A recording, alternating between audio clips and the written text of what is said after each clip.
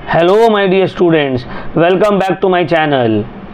तो आज हम लोग क्लास 12 वेस्ट बंगाल बोर्ड का बिजनेस स्टडीज़ का चैप्टर नंबर 3 स्टार्ट करने वाले हैं। ठीक है, ये चैप्टर का नाम है बिजनेस एनवायरनमेंट। अब तक हम लोग चैप्टर नंबर 1 तो पूरा ही यूट्यूब में अवेलेबल है। चैप्टर नंबर 2 का 2-3 क्लासेस है, जिसमें से पहला क्लासेस यूट्यूब में अवेलेबल है। उसी तरह हर चैप्टर का, हर सब्जेक्ट्स का पहला चैप्टर पूरा यूट्यूब में अवेलेबल है।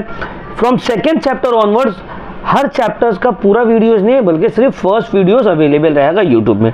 जिसको पूरा वीडियोस चाहिए तो आपको हम लोग का ऑनलाइन का जो कोर्स है उसमें आप लोग को इनरोल करना पड़ेगा। उसके लिए मेरा जो व्हाट्सएप नंबर दिया हुआ है 8334835908, ये मेरे चैनल के अबाउट में भी आपको मिल जाएगा। इसमें आप लोग कॉल करिए, टेक्स्ट करिए और हम लोग का ऑनलाइन बैच में इनरोल हो जाइए। अब एग्जाम के लिए ज़्यादा दिन बचा नहीं है, 2 महीना का टाइम और सिर्फ रह गया है और हम लोग ऑलरेडी 60-70% सिलेबस भी कंप्लीट कर दिए। लेकिन आपको टेंशन लेने का ज़रूरत नहीं है, क्योंकि जब आप हम लोग के ऑनलाइन कोर्स में इनरोल करिएगा तो from the day 1, from the very first day आपको पूरा वीडियोस विद नोट्स मिल जाएगा। तो यही तो खूबी है ऑनलाइन का। ऑफलाइन में क्या है, जो क्लास मिस हो गया वो दोबारा हो नहीं सकता है, बट ऑनलाइन में ये मामला नहीं है। ऑनलाइन में आपका क्लासेस कभी से भी आप ज्वाइन करिए, आपको पूरा from the very first day आपको लेक्चर्स मिल जाएगा। ठीक है, तो चलिए क्लास स्टार्ट करते हैं। चैप्टर नंबर 3 का पहला क्लास है आज हम लोग का business environment. Sir, business environment का क्या मतलब है, ये वर्ड को हम लोग ब्रेक करते हैं। ठीक है, बिजनेस और एनवायरनमेंट। बिजनेस का मतलब क्या होता है, इकोनॉमिक एक्टिविटी, प्रॉफिट मोटिव के इंटेंशन से जो किया जाता है। एनवायरनमेंट का मतलब हम लोग का सराउंडिंग्स, हम लोगों का आसपास का सराउंडिंग। तो बिजनेस एनवायरनमेंट का मतलब होता है बिजनेस का सराउंडिंग्स। बिजनेस का सराउंडिंग्स वो फोर्सेस जो बिजनेस के ऊपर इंपैक्ट डालता है। जैसे कि फॉर एग्जांपल, सर क्या हम लोग का एनवायरनमेंट हम लोग का वर्किंग के ऊपर इंपैक्ट डालता है? हाँ सर, डालता है। बहुत ज्यादा गर्मी हो जाएगा, हम लोग का कैपेसिटी काम करने का कम हो जाता है, थक जाते हैं बहुत जल्दी, चिड़चिड़ापन लगने लगता है। बहुत ज्यादा ठंडा हो जाएगा तो भी काम हाथ में स्पीड कम हो जाता है ना। बहुत बारिश होने लगेगा तो भी हम लोग का परफॉर्मेंस के ऊपर इंपैक्ट पड़ता है। तो जिस तरह से हम लोगों का एनवायरनमेंट हम लोगों के लाइफ में इंपैक्ट डालता है, डे टू डे एक्टिविटीज में इंपैक्ट डालता है, उसी तरह बिजनेस एनवायरनमेंट जो है वो बिजनेस के लाइफ के ऊपर इंपैक्ट, बिजनेस के वर्किंग के ऊपर इंपैक्ट डालता है। ठीक है, चलो स्टार्ट करते हैं बिजनेस एनवायरनमेंट का डेफिनेशन से। देखो, business environment means the sum total of all those factors which influence the business and over which the business has no direct control। देखो, बिजनेस एनवायरनमेंट का मतलब होता है वो फैक्टर्स, चाहे वो बिजनेस के इंटरनल हो या बिजनेस के एक्सटर्नल हो। बिजनेस एनवायरनमेंट का मतलब होता है ऑल दोस फैक्टर्स, हर वो फैक्टर्स जो या तो बिजनेस के अंदर है या बिजनेस के बाहर है, लेकिन बिजनेस के वर्किंग एंड परफॉर्मेंस में इंपैक्ट डाल सकता है।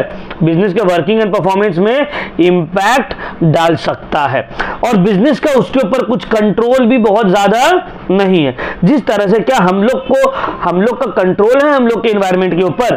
चाहेंगे टेम्परेचर बहुत ज्यादा धूप है, थोड़ा धूप कम हो जाए, तो क्या हम लोग धूप कम करवा सकते हैं? नहीं करवा सकते हैं। बारिश बहुत ज्यादा हो रहा है, बारिश को रोक दे रहे, तो क्या हम लोग के अंदर सलाहियत है बारिश रोकने का? नहीं सर। तो जिस तरह से हम लोगों का कंट्रोल नहीं है हम लोगों के एनवायरनमेंट के ऊपर, उसी तरह से बिजनेस का भी कोई कंट्रोल नहीं होता है बिजनेस के एनवायरनमेंट के ऊपर। बिजनेस का एनवायरनमेंट का मतलब क्या होता है? बिजनेस एनवायरनमेंट का मतलब हर वो फैक्टर्स, चाहे वो इंटरनल हो या एक्सटर्नल हो, जो बिजनेस के वर्किंग एंड परफॉर्मेंस में इंपैक्ट डालता है और जिसके ऊपर बिजनेस का डायरेक्टली कुछ कंट्रोल नहीं है, उसको हम लोग बोलते हैं भैया बिजनेस एनवायरनमेंट। ठीक है ना। तो देखो, बिजनेस एनवायरनमेंट का कुछ फीचर्स है, कैरेक्टरिस्टिक्स है, नेचर है। क्या है? Number 1, totality of external forces. क्या मतलब है इसका? बिजनेस एनवायरनमेंट जो है it is the sum total of the external forces. जितना भी फोर्सेस है जो बिजनेस के आउटसाइड लाई करता है, जो बिजनेस के ऊपर इंपैक्ट डाल सकता है डायरेक्टली या इनडायरेक्टली, वो सब का सम टोटल को मिलाकर बिजनेस एनवायरनमेंट बनता है। ठीक है ना। जो business environment represent totality of external forces, जितना भी एक्सटर्नल फोर्सेस है सबका सम टोटल। अच्छा, बिजनेस इन्वायरमेंट स्पेसिफिक होता है और जनरल भी होता है। क्या मतलब है सब स्पेसिफिक और जनरल का?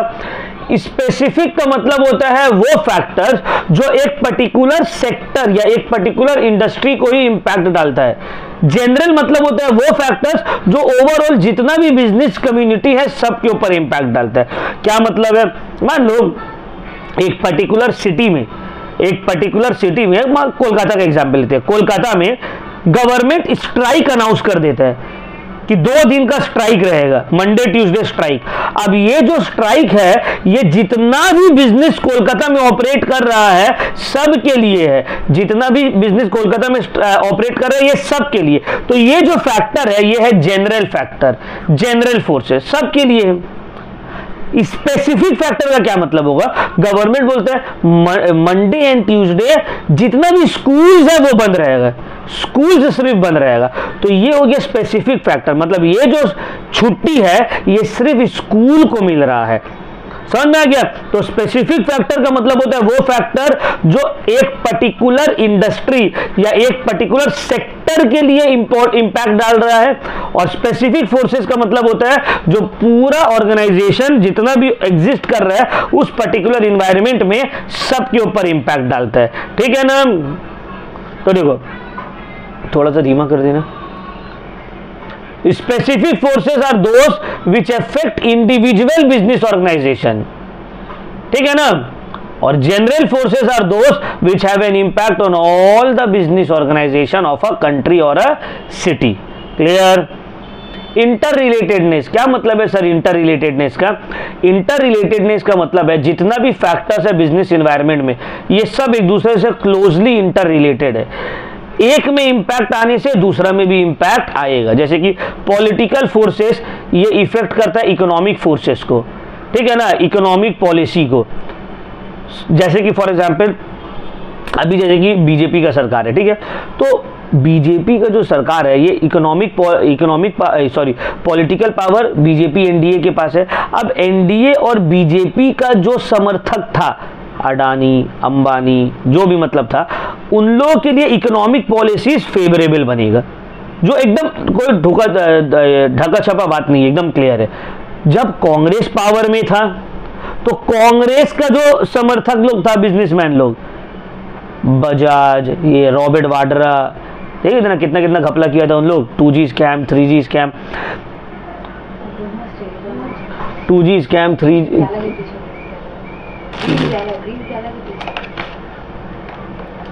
तो 2G स्कैम, 3G स्कैम जितना भी चल रहा था ये सब अपना अपना पॉलिटिकल पार्टी को जो सपोर्ट करता है। जब वो पॉलिटिकल पार्टी पावर में आता है तो इकोनॉमिक पॉलिसी उसके फेवर के हिसाब से बनाता है। समझ में आया ना? तो ये सबको बोलते हैं इंटर रिलेटेडनेस, कि एक फैक्टर दूसरे फैक्टर को इम्पैक्ट डालेगा। ठीक है ना? अरे एग्जाम में नहीं होता है। अब मान लो तुम एग्जाम दे रहे हो, ठीक है, अब एग्जाम में गार्डिंग देने के लिए आ गए तुम्हारा फेवरेट सर। अब तुम्हारा मौज हो गया, तेरे सर आगे, ठीक है, सर अच्छा है, सर से बातचीत अच्छा है। अब कोई आगे वो सर जिससे तुम्हारा बनता नहीं है, तो तुम्हारे लिए तो गड़बड़ हो गया ना, ये तो देखने नहीं देगा, पेपर छीन लेगा। तो ये सब क्या इंटर रिलेटेड है सब कुछ। डायनेमिक मतलब बिजनेस एनवायरनमेंट बहुत ही ज़्यादा फ्लेक्सिबल है और ये चेंज होते रहता है, ये स्टैटिक नहीं है और ना ही रिजिड है। इसका मतलब ये बहुत तेज़ी से चेंज हो रहा है, ठीक है ना? टेक्नोलॉजिकल चेंजेस आ रहा है, पॉलिटिकल चेंजेस आ रहा है, लीगल चेंजेस आ रहा है। तो बिजनेस इन्वायरमेंट, वो इन्वायरमेंट जिसमें बिजनेस एग्जिस्ट कर रहा है, वो बहुत तेजी से बदल रहा है। देख रहे हो 10 साल में, देखो 10-15 साल में क्या ग्रोथ हुआ है ऑनलाइन बिजनेसेस का, है ना? जियो, देखो हम लोग जितना भी गाली दे रहे हैं अंबानी को, लेकिन अब आज जितना भी इन्फ्लुएंसर्स इंडिया में हैं और ऑनलाइन टेक चैनल्स है इंक्लूडिंग अस, हम we owe a thank to Ambanis. क्यों? बिकॉज अगर देखो पहले क्या था, 1 GB डेटा के लिए 251 रुपये देना पड़ता था। हम लोग जब स्कूल में थे 251 rupees 1 GB 4G data Airtel देता था। तो अब सोचो अगर कोई बच्चा या कोई इंसान 1 GB डेटा 250 रुपये में खरीदेगा, वो क्या जाके कैरी मिनाटी का वीडियो देखेगा, यूट्यूब का भुवन बम का वीडियो देखेगा, बैठ के हम लोग का यूट्यूब का वीडियो देखेगा? नहीं देखेगा वो। तो ये ऑनलाइन सेक्टर में ग्रोथ आया बिकॉज अंबानी लोग जो जियो लॉन्च किया मुकेश अंबानी, और उसके वजह से कंपटीशन इतना ज़्यादा खराब हुआ कि सब अपना अपना प्राइजेस को स्लैश कर दिया। आज 300 रुपये महीना में अनलिमिटेड डेटा तुमको 5G दे रहे हैं, ठीक है। तो dynamic keeps on changing. Uncertainty, business environment बहुत ज़्यादा अनसर्टेन है। क्या मतलब है सर अनसर्टेन है? बिजनेस इन्वायरमेंट अनसर्टेन हम लोग इसलिए बोलते हैं क्योंकि it is very difficult to predict क्या होने वाला है इन फ्यूचर। तो बिजनेस इन्वायरमेंट में ये प्रिडिक्ट करना बहुत डिफिकल्ट है कि इन फ्यूचर क्या होने वाला है। कभी भी कुछ भी हो सकता है। किसी को पता था लॉकडाउन होगा? नहीं पता था। किसी को पता था नोटबंदी डिमोनेटाइजेशन हो जाएगा? नहीं पता था। तो बिजनेस इन्वायरमेंट में प्रेडिक्ट करना क्या होने वाला है आगे चलकर, it is very difficult. Complexity, business environment को समझना बहुत ज़्यादा कॉम्प्लेक्स है। क्यों? क्योंकि बिजनेस एनवायरनमेंट जो है बहुत डाइवर्सिफाइड है, इसमें बहुत सारा चीज़ आ जाता है, legal factor, political factor, economic factor, technological factor, तो ये सब कुछ से मिलकर बना है, तो it is very complex. It is a relative concept. क्या मतलब है? बिजनेस एनवायरनमेंट जो है ये एक रिलेटिव कॉन्सेप्ट है। मतलब business environment region to region change होता है, कंट्री टू कंट्री चेंज होता है, टाइम टू टाइम चेंज होता है। फॉर एग्जांपल इंडिया का जो बिजनेस एनवायरनमेंट है वो यूएस और यूके का बिजनेस एनवायरनमेंट से अलग है। यूएस का जो बिजनेस एनवायरनमेंट है वो दुबई और सऊदी अरेबिया का बिजनेस एनवायरनमेंट से अलग है ना। उसी तरह इंडिया में कोलकाता का जो बिजनेस एनवायरनमेंट है वो महाराष्ट्र से अलग है, महाराष्ट्र का जो बिजनेस एनवायरनमेंट है वो तमिलनाडु से अलग है। तो रिलेटिव कॉन्सेप्ट का मतलब ये होता है business environment differs from one country to another and even from one city और स्टेट टू अनदर, है ना। इंडिया में भी अलग अलग स्टेट का अलग अलग बिजनेस एनवायरनमेंट है। जैसे कि फॉर एग्जांपल गोवा में शराब बहुत आम है, बिहार और गुजरात में शराब बैंड है ना। तो सेम कंट्री में अलग अलग बिजनेस एनवायरनमेंट, है ना। उसी तरह अमेरिका में, यूएस में अल्कोहल बहुत कॉमन है, सऊदी में अल्कोहल बैंड है। तो अलग अलग कंट्री में और एक कंट्री का अलग अलग रीजन में भी बिजनेस एनवायरनमेंट डिफर करता है, ठीक है ना। थ्रेट्स एंड अपॉर्चुनिटीज, अगर आप अपना बिजनेस एनवायरनमेंट को सही से स्टडी कर रहे हैं, अगर आप अपना बिजनेस एनवायरनमेंट को सही से स्टडी कर रहे हैं तो आपको पता चल जाएगा आने वाला क्या थ्रेट है और आने वाला क्या अपॉर्चुनिटी है। देखो हमको ये थ्रेट लगा कि यार आने वाला टाइम में हर टीचर्स लोग ऑनलाइन आएगा। अगर हमको सर्वाइव करना है, हमको ग्रो करना है, तो हमको ऑनलाइन आना पड़ेगा यूट्यूब में। और अल्हम्दुलिल्लाह आप लोग के दुआ से हम लोग का अराउंड 50 स्टूडेंट्स ऑनलाइन में कलेक्ट हो गया, ठीक है ना। उसमें से बहुत सारा पेड स्टूडेंट्स है। तो ये एक अपॉर्चुनिटी हमको नज़र आया कि आगे चल के ग्रो होगा, और थ्रेट भी नज़र आया कि अगर ऑनलाइन स्पेस में नहीं गए तो मामला खत्म, बहुत डिफिकल्ट हो जाएगा सर्वाइव करना। तो ये थ्रेट्स एंड अपॉर्चुनिटीज़ जो है ये आपको तभी समझ में आएगा जब आप बिजनेस एनवायरनमेंट को सही तरीका से स्टडी कर रहे हो। क्लियर हुआ पॉइंट? तो ये सब था फीचर्स और कैरेक्टरिस्टिक्स ऑफ बिजनेस एनवायरनमेंट। अब what are the importance of business environment? Business environment का क्या इंपॉर्टेंस है? नंबर 1, अगर आप अपना बिजनेस एनवायरनमेंट को सही से स्टडी करते हो, इसको बोला जाता है इन्वायरमेंटल स्कैनिंग। इन्वायरमेंटल स्कैनिंग का मतलब होता है अपना बिजनेस एनवायरनमेंट को डिटेल्ड में स्टडी करना, ये चेक करना कि बिजनेस एनवायरनमेंट में क्या क्या कंपोनेंट्स हैं, किस तरह से चेंजेस आ रहा है, किस तरह का चेंजेस आ सकता है। ये सब से आपके पास बहुत इंपॉर्टेंस आ जाता है, आपके बिजनेस को बहुत इंपॉर्टेंस मिलने लगता है। सर क्या इंपॉर्टेंस मिलने लगता है? नंबर 1, अगर कोई फर्म अपने बिजनेस एनवायरनमेंट को सही से अंडरस्टैंड कर रहा है तो उसके पास रहेगा first mover advantage and identifying opportunity. देखो अगर तुम अपने बिजनेस एनवायरनमेंट को सही से स्टडी कर रहे हो तो तुमको पता चल जाएगा क्या अपॉर्चुनिटीज है और तुम पहला रहोगे उस अपॉर्चुनिटीज का फायदा उठाने वाले। जैसे कि देखो पीडब्ल्यू हम लोग सब जानते हैं, पीडब्ल्यू देखा ऑनलाइन प्लेटफॉर्म तो है, बायजूस था, अन अकेडमी था, कोर्सेज बहुत महंगा है, नॉर्मल बच्चा इसको अफोर्ड 1 लाख 1.5 लाख का कोर्स नीट जेई का अफोर्ड नहीं कर पाएगा, और अफोर्ड कर भी पाएगा तो कितना कर पाएगा? मुश्किल से 1000-2000 बच्चा कर पाएगा। अगर हम प्राइस को कम कर दे, ये 1 लाख का कोर्स को अगर हम 5000-10,000 में बेचने लगे तो वो कोर्स जो 1000 बच्चा खरीद रहा है ये 10 लाख बच्चा खरीद लेगा। तो उसको एक अपॉर्चुनिटी नजर आया। कैसे? जब वो बिजनेस एनवायरनमेंट को स्टडी किया तभी ना। तो जब आप अपने बिजनेस एनवायरनमेंट को स्टडी करते हैं तो आपको अपॉर्चुनिटीज नजर आता है और आप उस अपॉर्चुनिटीज को ध्यान में रखते हुए फर्स्ट मूवर एडवांटेज ले सकते हो कि सबसे पहले ये अपॉर्चुनिटी के बारे में हमको पता चला है और हम इसका एडवांटेज लेके अपना पोजीशन को स्ट्रांग बना ले, मार्केट शेयर जितना हो सके कैप्चर कर ले। समझ में आया? सिमिलरली हम लोग सब कॉपीज तो यूज करते हैं, बचपन से कॉपी यूज करते हुए आ रहे हैं। सब कॉपीज जितना भी है सब प्राइस में वॉर लड़ता था, हम इतना कम में बेच रहे, हम इतना कम में बेच रहे। क्लासमेट आया, क्वालिटी में लड़ने लगा, बोला क्लासमेट का कॉपी सबसे महंगा था, लेकिन हम लोग सबका सपना था भाई क्लासमेट का कॉपी लेंगे, क्लासमेट का कॉपी से लिखेंगे। क्यों? क्योंकि क्लासमेट का कॉपी का क्वालिटी अच्छा था, उसके एक अलग फील था, पीछे में अलग अलग जीके का क्वेश्चन दिया हुआ रहता था, गेम्स टाइप में क्विज दिया हुआ रहता था, तो बच्चा लोग एक्साइटेड हो गया, क्यूरियोसिटी जागने लगा। क्लासमेट ये चीज देखा, ये लोग प्राइस के ऊपर लड़ रहे हैं ना, लड़ने दो, हम क्वालिटी के ऊपर फोकस करेंगे, क्वालिटी के ऊपर मार्केट को कैप्चर करेंगे। तो क्लासमेट पहला कंपनी बना जो क्वालिटी के ऊपर फोकस किया, कॉपीज एंड ऑल का, खाता का, और उसके पास फर्स्ट मूवर एडवांटेज आ गया। ठीक है ना?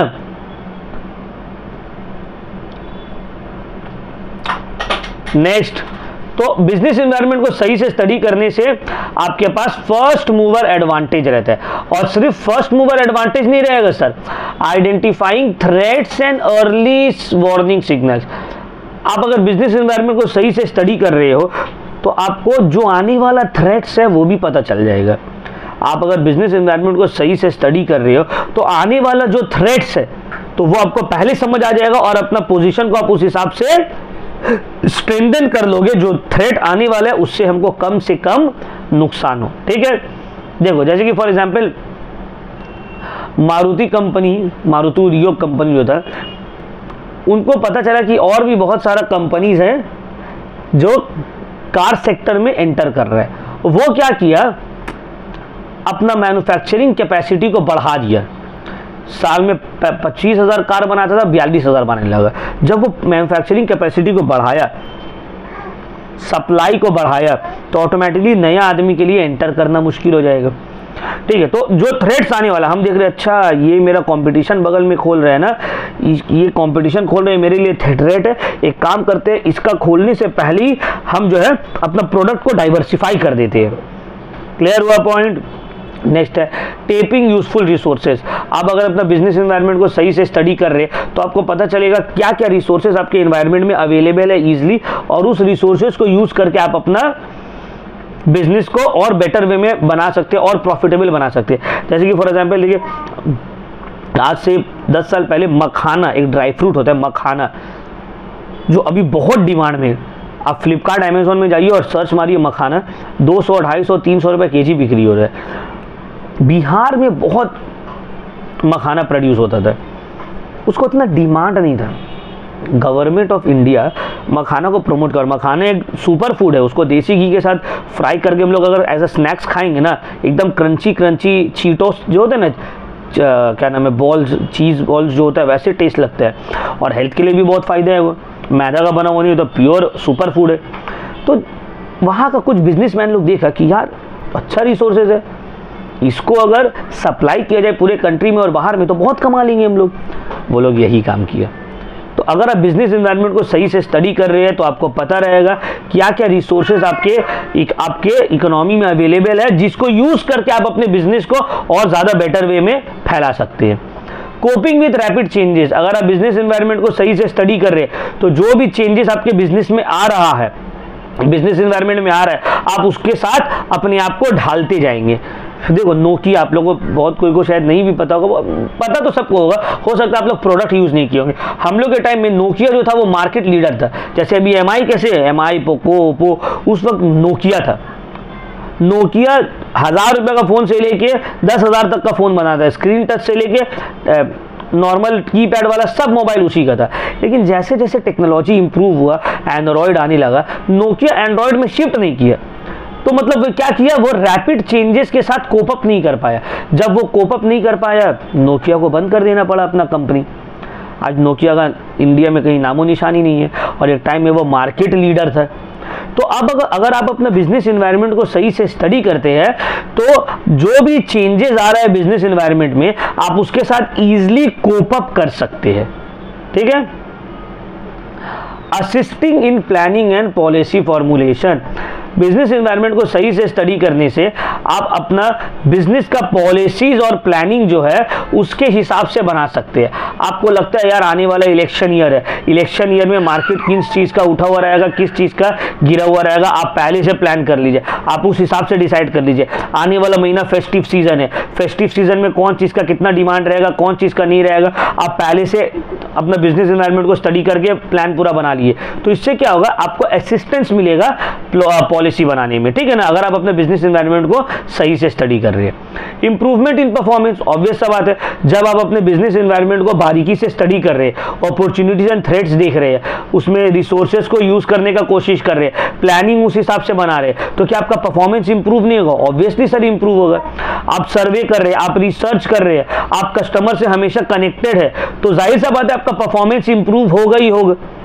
तो बिजनेस एनवायरनमेंट को सही से स्टडी करने से आपका परफॉर्मेंस इंप्रूव होता है, और जब आपका परफॉर्मेंस इंप्रूव होगा आपका पब्लिक में इमेज बनेगा। अब क्लास में कोई लड़का बहुत अच्छा परफॉर्म कर रहा है, उसका क्लास में उसका इज्जत बनेगा ना भाई, इमेज बनेगा टीचर्स लोग के सामने। तो ऑब्वियसली कोई कंपनी अगर बिजनेस एनवायरनमेंट को सही से स्टडी कर रहा है, इंप्रूवमेंट हो रहा है उसके रिजल्ट में, तो पब्लिक की नज़र में उसका गुडविल बनेगा, पब्लिक की नज़र में एक इमेज बन जाएगा ऑर्गेनाइजेशन का, रेप्यूटेशन बनेगा ऑर्गेनाइजेशन का, ठीक है ना। कस्टमर फोकस, बिजनेस एनवायरनमेंट को स्टडी करने से आपका फोकस जो है वो कस्टमर के ऊपर ध्यान से रहेगा कि कस्टमर का नीड क्या है, कस्टमर को क्या चाहिए। आप सही तरीके से कस्टमर को सर्व कर पाइएगा कि भाई एक्चुअली कस्टमर को क्या चाहिए, what is the requirement of customer, customer हमसे क्या चाहता है, हम कस्टमर को कैसे करके सेटिस्फाई कर सकते हैं। और कस्टमर जब सेटिस्फाई होगा तो कंपनी का सेल बढ़ेगा, प्रॉफिट बढ़ेगा। कंटिन्यूअस लर्निंग, बिजनेस एनवायरनमेंट एक कंटिन्यूअस लर्निंग वाला फेज है, बिजनेस एनवायरनमेंट एक कंटिन्यूअस लर्निंग वाला फेज है, जो आप कुछ ना कुछ आप सीखते रहते हैं, उससे कुछ ना कुछ आप सीखते रहेंगे, ठीक है ना। क्लियर हुआ पॉइंट? चलो अब आते हैं वेरी इंपॉर्टेंट पॉइंट, ये वाला जो चार्ट देख रहे हो ना, components of business environment, components of business environment, यहाँ पे लिख लो, very very important, very very important. ये चैप्टर से ये चार्ट याद करना इस कंपलसरी, एकदम इसको याद कर लो, हाथ में लिख लो, दिमाग में लिख लो, पैर में लिख लो, जो करना करो, इसको एकदम याद करना है। ये वाला पूरा चैप्टर का सबसे इंपॉर्टेंट डायग्राम है, ये डायग्राम को याद कर लिया 50% चैप्टर तो ऐसे ही उसका हो जाएगा। बस ये डायग्राम समझ लेना है, याद कर लेना है, ठीक है ना। अब ये नहीं कि सर बोले हैं बहुत इंपॉर्टेंट है तो काट के एग्जाम में ले जा रहे, इसको जेरोक्स करवा के ले जा रहे, भाई चोरी चमारी मत करो, ठीक है। सस्टेनेबल, ऐसा ग्रोथ लाओ जो सस्टेनेबल हो, काम आए आगे, ठीक है। तो देखो components of business environment, business environment को दो पार्ट में क्लासिफाई किया गया है, बिजनेस एनवायरनमेंट को दो पार्ट में क्लासिफाई किया गया है। एक है इंटरनल एनवायरनमेंट, एक है इंटरनल एनवायरनमेंट, एक है एक्सटर्नल एनवायरनमेंट। इंटरनल एनवायरनमेंट में क्या क्या आता है, objectives, policies, organization structure, management का structure, production method, production capacity. External environment में आता है माइक्रो एनवायरनमेंट और मैक्रो एनवायरनमेंट। माइक्रो एनवायरनमेंट का मतलब होता है ऑपरेटिंग एनवायरनमेंट या स्पेसिफिक फैक्टर, जो हम बोले थे ना स्पेसिफिक और जनरल फैक्टर, तो स्पेसिफिक फैक्टर्स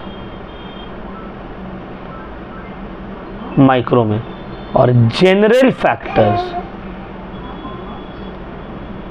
ये होता है मैक्रो में।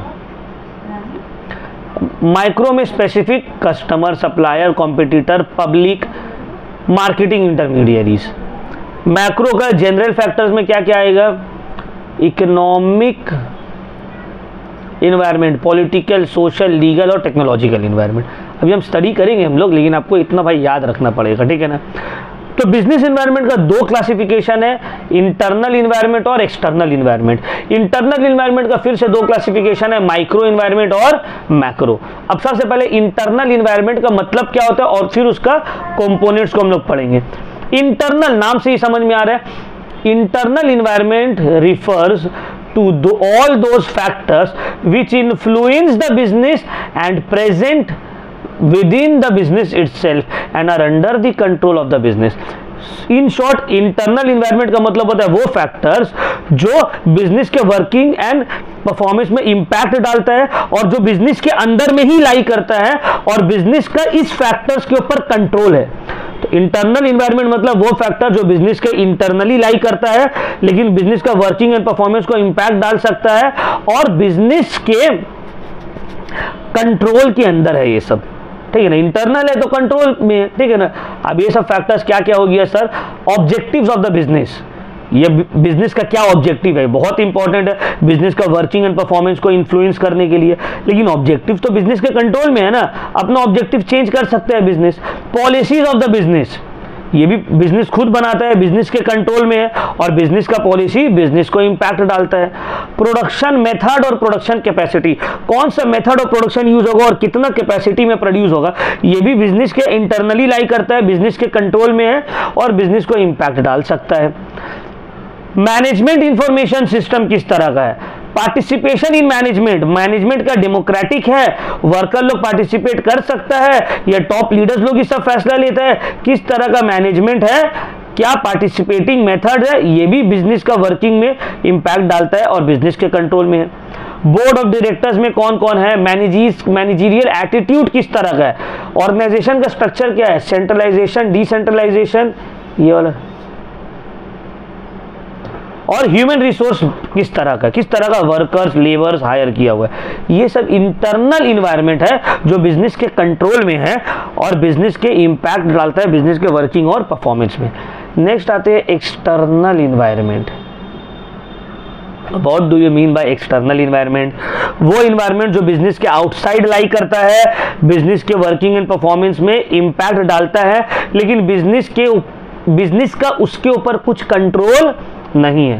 तो वो फैक्टर्स जो बिजनेस के आउटसाइड लाई कर रहा है, आपके कंट्रोल में नहीं है लेकिन आपके वर्किंग एंड परफॉर्मेंस में इंपैक्ट डालता है। जैसे कि कॉम्पिटिटर, मेरा कोचिंग है, बगल में एक और कोचिंग खोल गया, तो क्या वो मेरा कोचिंग में इंपैक्ट डालेगा, मेरे कोचिंग के प्रॉफिटेबिलिटी के ऊपर, परफॉर्मेंस के ऊपर? हाँ सर डालेगा, बट क्या वो मेरे कंट्रोल में है? हम बोलेंगे चलो बंद करो तो वो बंद कर देगा, भाई वो मेरे कंट्रोल में नहीं है। तो वो भी एक फैक्टर है बिजनेस इन्वायरमेंट का जो मेरे वर्किंग एंड परफॉर्मेंस में इंपैक्ट तो डाल सकता है लेकिन मेरा कोई कंट्रोल उसके ऊपर नहीं है, ठीक है ना। तो देखो, external environment refers to all those factors which influence business exist outside the business and business has no control over these factors, ठीक है ना। ये हो गया एक्सटर्नल इन्वायरमेंट। अब एक्सटर्नल दो तरह का होता है, माइक्रो इन्वायरमेंट जिसको हम लोग बोलते हैं ऑपरेटिंग इन्वायरमेंट या specific environment, and macro environment जिसको हम लोग बोलते हैं जनरल इन्वायरमेंट। क्या बोलते हैं हम लोग? जनरल इन्वायरमेंट, जो सबके लिए लगभग सेम है। तो चलो स्टडी करते हैं। सर माइक्रो इन्वायरमेंट का क्या मतलब है? देखो, है तो दोनों एक्सटर्नल, बिजनेस के आउटसाइड लाई करता है, लेकिन माइक्रो इन्वायरमेंट का मतलब होता है वो फैक्टर्स जो बिजनेस से क्लोजली इंटर रिलेटेड है और जो अलग अलग बिजनेस के लिए अलग अलग होता है। माइक्रो इन्वायरमेंट का मतलब होता है वो फैक्टर जो बिजनेस से क्लोजली इंटर रिलेटेड है, बिजनेस अपना डे टू डे एक्टिविटीज में इसके साथ कांटेक्ट में आता है लेकिन बिजनेस का कंट्रोल इसके ऊपर नहीं है। मैक्रो इन्वायरमेंट का मतलब होता है वो फैक्टर्स जो बिजनेस के डे टू डे एक्टिविटीज में कांटेक्ट में नहीं आता है, बिजनेस से क्लोजली इंटर रिलेटेड नहीं है लेकिन बिजनेस के वर्किंग एंड परफॉर्मेंस में इंपैक्ट डालता है। और ये मैक्रो इन्वायरमेंट वाला जो फैक्टर्स है ये जनरल है, पूरे कंट्री के लिए सेम रहता है। माइक्रो स्पेसिफिक है, एक पर्टिकुलर ऑर्गेनाइजेशन के लिए रहता है, अलग अलग ऑर्गेनाइजेशन के लिए अलग अलग रहता है। अब माइक्रो में क्या क्या आता है? कस्टमर अलग अलग सेक्टर का अलग अलग है, जिम का कस्टमर अलग है, स्कूल का कस्टमर अलग है ना। सप्लायर्स जो हमको रॉ मटेरियल सप्लाई कर रहे हैं, कॉम्पिटिटर्स जो मेरा कंपटीशन है, पब्लिक का मतलब होता है सोसाइटी जहां पे बिजनेस ऑपरेट हो रहा है, एंड मार्केटिंग इंटरमीडिएरीज मतलब मिडिल मैन, समझ में आ रहा है? मिडिल मैन जिसको डिस्ट्रीब्यूटर्स बोलते हैं, जो मेरा प्रोडक्ट को डिस्ट्रीब्यूट करेगा। ये सब जो है बिजनेस से डे टू डे एक्टिविटीज़ में इंटरैक्ट करता है, बिजनेस का इसके ऊपर कुछ कंट्रोल नहीं है। और ये अलग अलग बिजनेसेस का अलग अलग ये सब रहता है, हर बिजनेस का अलग कस्टमर, अलग सप्लायर, अलग कॉम्पिटिटर। स्कूल का हॉस्पिटल स्कूल का कॉम्पिटिटर है? नहीं है, है ना। क्या जिम का कंपटीशन सिनेमा से है? नहीं है सर। तो अलग अलग इंडस्ट्री का अलग अलग कंपटीशन रहता है। तो इसी को बोलते हैं माइक्रो इन्वायरमेंट, जो डे टू डे एक्टिविटीज़ में बिजनेस के साथ डील करता है, जो डे टू डे एक्टिविटीज़ में बिजनेस के साथ डील करता है, और जिसके साथ बिजनेस डायरेक्टली कांटेक्ट में आता है, लेकिन बिजनेस का कंट्रोल उसके ऊपर नहीं है। ठीक है, तो होपफुली आप लोग को ये चीज़ पूरा समझ में आया होगा। आज हम लोग यहीं तक रखते हैं micro environment, otherwise business video बहुत लंबा हो जाएगा। हमको 3 क्लास में आराम से इसको कंप्लीट कर देंगे, विथ MCQ नोट्स भी दे देंगे एंड में, ठीक है ना। तो ये वीडियो यहीं तक होता है ओवर। अब सेकेंड थर्ड वीडियो जो है वो हम लोग का सिर्फ पेड बैच वाले स्टूडेंट्स के लिए आएगा। तो आप लोग हम लोग के पेड बैच में इनरोल होइए। ये मेरा व्हाट्सएप नंबर है, इसमें कॉल करिए, मैसेज करिए, और हम लोग का जो पेड बैच है उसमें इनरोल हो जाइए। हम लोग ऑलमोस्ट 60-70% सिलेबस कंप्लीट कर चुके हैं, और हम लोग का बोला हुआ है कि अगस्त तक, सितंबर में एग्ज़ाम है, अगस्त तक ही हम लोग पूरा सिलेबस कंप्लीट करके रिवाइज मॉक टेस्ट सब ले लेंगे। तो होपफुली आप लोगों को बहुत अच्छा लगा होगा।